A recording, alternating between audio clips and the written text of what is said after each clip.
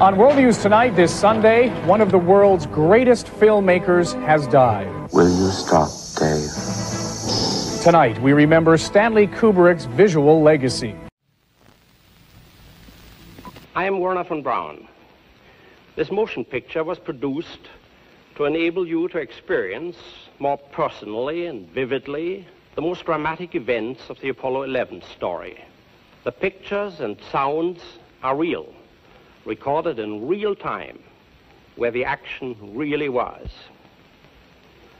So, come with us. We are going to the moon. And I'm sure you've heard the rumors. The moon landing hoax? That's right. That the moon landing was fake. The moon landings all were fake. And I was the person who filmed it. You're serious, and okay. I'm serious. I'm dead serious.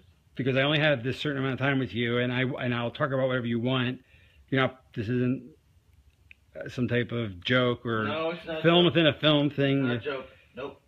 Okay. The conspiracy theorists were right on this occasion. Why? I don't know about Paul McCartney's death, but this they were right about. Okay.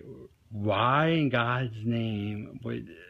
I don't know what to ask you first. Why the hell, if you're telling the truth, why would you do it? Why are you telling me? I mean, what the... Don't you think it's important for people to know the truth?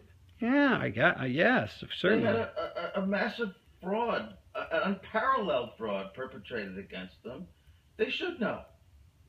Okay. I mean, they're already suspicious of the government. They may as well have their suspicions confirmed. Okay. And justified. And this, why now? I mean, we're almost at the 30-year anniversary.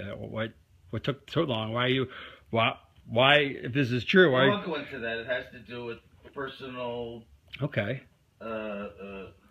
Evolution and influences. And, well, I'll go into that. Is that why you look a little haggard right now? Because you look a little worn, no offense. Like, well, also, yeah, because I haven't been taking care of myself too well. I've been drinking a lot, but... Is that because of the stress of this? Of course, stress, guilt, just conflict of all kinds. Wow, I mean, so you feel bad about this, clearly. I mean, this is not... I do feel bad about it. I also feel proud of it. It's a terrible conflict. Because you've pulled off one of the greatest hoaxes ever because of your... And because I made a film, if you want to call it a film, which I consider to be my masterpiece. And you can't take credit or even talk about it as I'm you are now. I'm hereby taking credit. Right, but you can't actually go out. You're doing when people see this, you'll be dead. Until 10 years. Right, or 15, yeah. After my death. So you can't talk to Roger Ebert about it. You know, does that frustrate you? I have to pay the consequences for the decision that I made many years ago to go along with this. Like a deal with the devil. It's Faustian, to be sure. Because, and is that why you got such power in Hollywood? I mean, that would explain that. Why I have the freedom I have, that was part of it, yes. So they said, do this moon thing and we'll give you... When I made Spartacus, I didn't have this kind of freedom. Right. But I have it now. So what came first, the genius or the fraud? What was NASA's doing? Well, what came first, the genius or the fraud? I mean, did the fraud enable the genius, or was the genius released Well, I'd like the fraud? to think the genius came first. Right. But some frauds are hard to bypass, especially if you have an ego and you're an artist and you're presented with a challenge, the likes of which you've never seen and will probably never see again.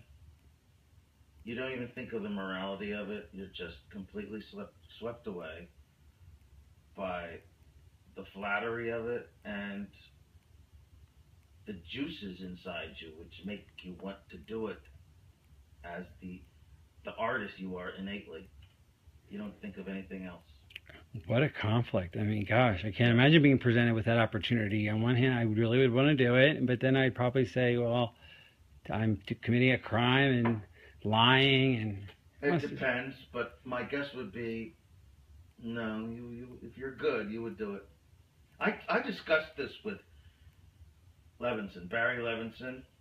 Right. I discussed it with... Oh, he made Wag the Dog, right? Yeah. Yes. Spielberg, of all people, believe it or not, yes. So wait, Wag the Dog... Coppola, Scorsese, even Woody Allen I discussed. There isn't one of them who wouldn't do this. Right. And did that... So Barry Levinson must have been influenced by this whole... He must have known, so that's... Wag the Dog is about this whole idea.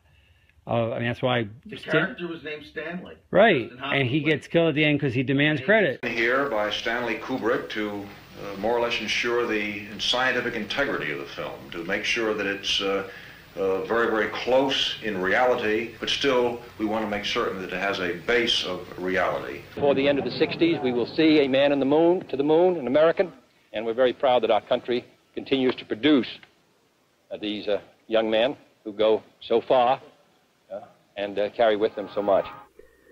To put people on the moon and with enough fuel to enable